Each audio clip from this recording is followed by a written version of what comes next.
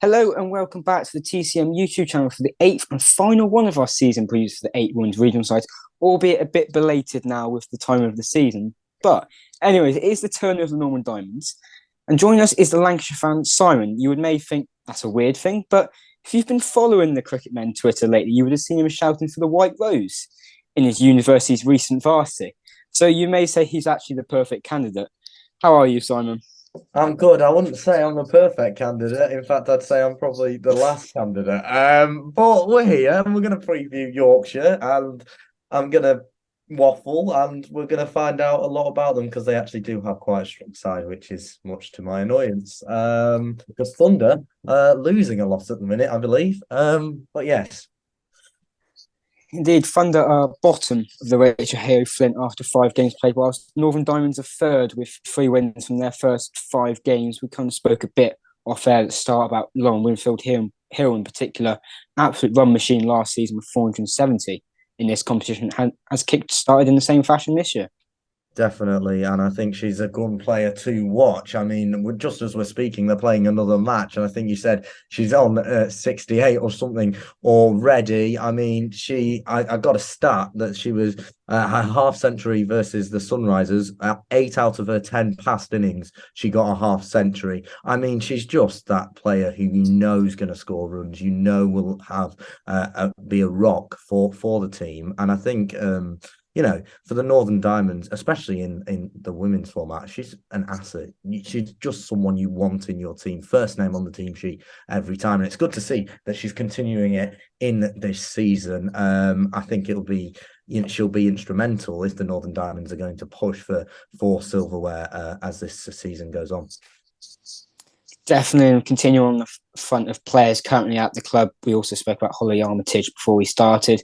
She herself is currently 35, not out in the Charlotte Edwards Cup first game, but average of 68.6 in the Rachel Heo Flint and then 150 runs in the Charlotte Edwards Cup, as well as the bowling side of things last summer. How important is that all-round skill set? Definitely. I think as a captain, she brings the experience to the side, and she's a star all-rounder. I mean, I didn't know much about her before I was researching for this, but last year I think she got 343 runs and 11 wickets, and they were both leading for the Northern Diamonds, leading wicket taker and leading, maybe not leading wicket taker, but leading run scorer, definitely. And she's just going from strength to strength, really, and I think that's someone who you want to have as your captain. If you've got someone who is reliable and will be able to score those runs, and she provides a wealth of experience as well. So I think the Northern Diamonds are looking really strong under her captaincy, and I think they're showing that despite the fact they've lost 2. They've also won 3, and that's a pretty decent start to the competition. Definitely. Well, no side have actually won all 5 of their games so far. The Blaze, they've won 3 of their 5, and the other 2 have ended up in no results. So maybe they're the only side who could say they have a 100% record from games played. But in terms of Northern Diamonds, they have lost a couple of names over the winter months. Lindsay Smith has moved down to Southern Vipers, whilst Jenny Gunn's retired. And also, she had retired before, but as well, Catherine Siver-Brunt has now completely retired from all cricket. We'll start with Jenny Gunn initially. How important is that loss for them? Look, I think she's been a stalwart of the women's game for a very long time, and essentially in this Northern Diamond side from its inception. I mean, losing someone like that experience in the dressing room will obviously affect them. But as we'll get into later, they've got a few young players coming through, and I'm sure that they'll be confident that they can cover their losses and go forward, despite the fact that Jenny Gunn has obviously retired. And as for Siver-Brunt, I mean, I don't think we can put into words her impact in terms of international cricket and domestic cricket. A massive loss for the Northern Diamonds side, just in terms of character, if not anything else. I mean, she would bring a wealth of experience, that competitive edge as well. So I think in terms of losing players, they have lost a few big names, maybe for those who don't follow the women's game that closely. But as I said, they do have young talent coming through, and we'll get into that later. And I think there's going to be a few shining stars there. Definitely, we may as well just move straight on to that young talent there that you alluded to in a nice segue. who do you see coming through in this kind of changing of the guard for the side? Yeah, definitely their new bowlers, Jessica Woolston and Lizzie Scott, both of them quite young, but they seem to be tearing up a bit of a storm in the competition so far. Woolston got a fifer versus the Southeast Stars, age 20, new talent. I think having that partnership of two new people to open the bowling, they're going to be able to develop their game and bounce off each other and learn experience. And I think for the Northern Diamonds, that'll be really instrumental for them going forward into the future, because I think they'll be able to, have a new reliant bowling attack and cover their losses and just, go forward. And I think they've demonstrated that so far in the competition that we've seen. Definitely, and going back to players that they're kind of a player at the other end of their career, and Chloe Tyron has come in as their overseas player from South Africa, a fearless power hitter in the middle order, left-hander. It's been around for many years now.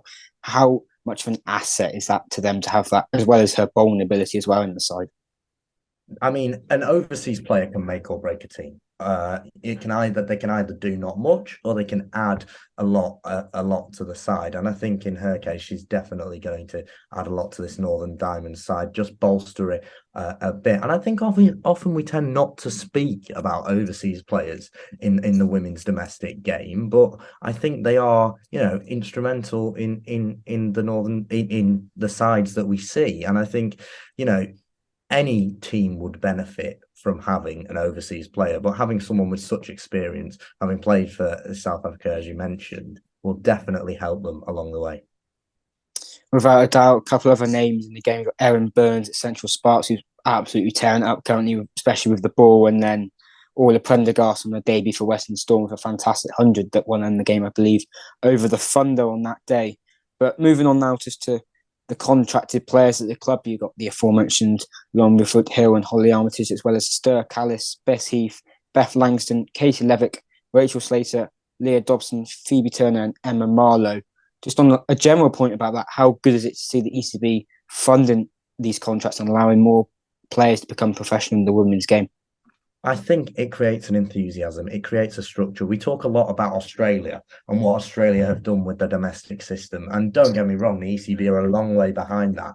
But the way in which they've invested in women's cricket and let these domestic contracts come to fruition has really, furthered the game. And I think having that central squad who is going to be together over a long period of time really helps foster players, and I think we'll see it in a couple. I mean, we've already got a good England side, but you see the young talent coming through there. I think that'll continue, and they'll just go from strength to strength. I'd like to think in 5 years' time, we will be on the level of Australia if we keep investing in the women's game, and it's good to see because people.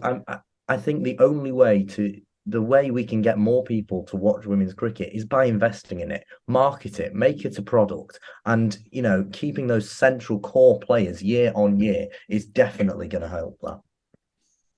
Absolutely. And on, I guess, the subject of marketing in the Charlotte Edwards Cup, you've got a lot of double headers with the men's T20 Blast.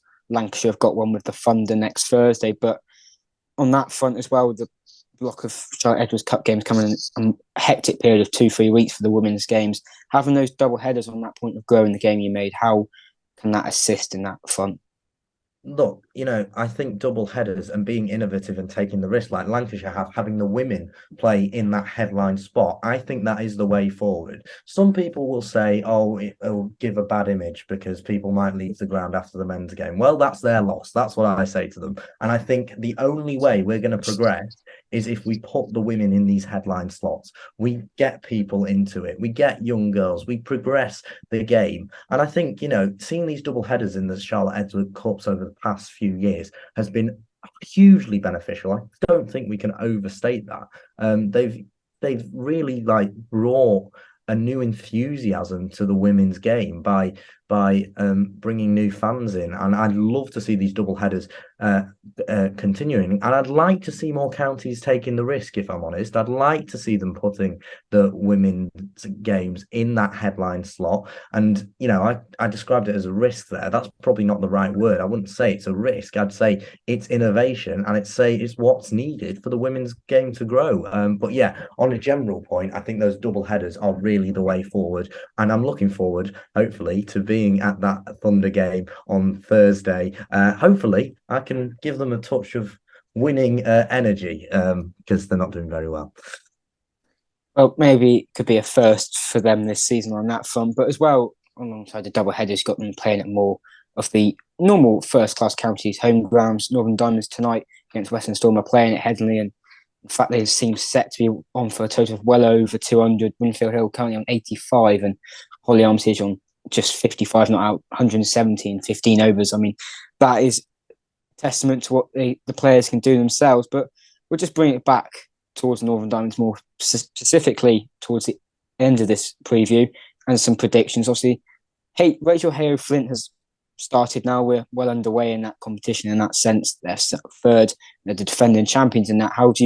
Where do you see them finishing this season? I'd love to be able to say that a Yorkshire side are going to finish miserably, but I don't think, given Thunder's losses, I'm in a place to say that. And when I research this team, they look really strong on paper. Even Katie Levitt, who we mentioned, these experienced players who are going to bring a lot to the side. I think they've got a great shot at silverware, and as we say, they've won 3, lost 2, and no one has won all 5 of their games yet. So I think generally the Northern Diamonds are in with a real shot, and I think probably they might win. Well, another format they are making a very strong start in is the Charlotte Edwards Cup, and they came second in their group itself last year. Don't think they quite make finals day in the end, the way that the qualification system worked. But how do you see them finishing in that one?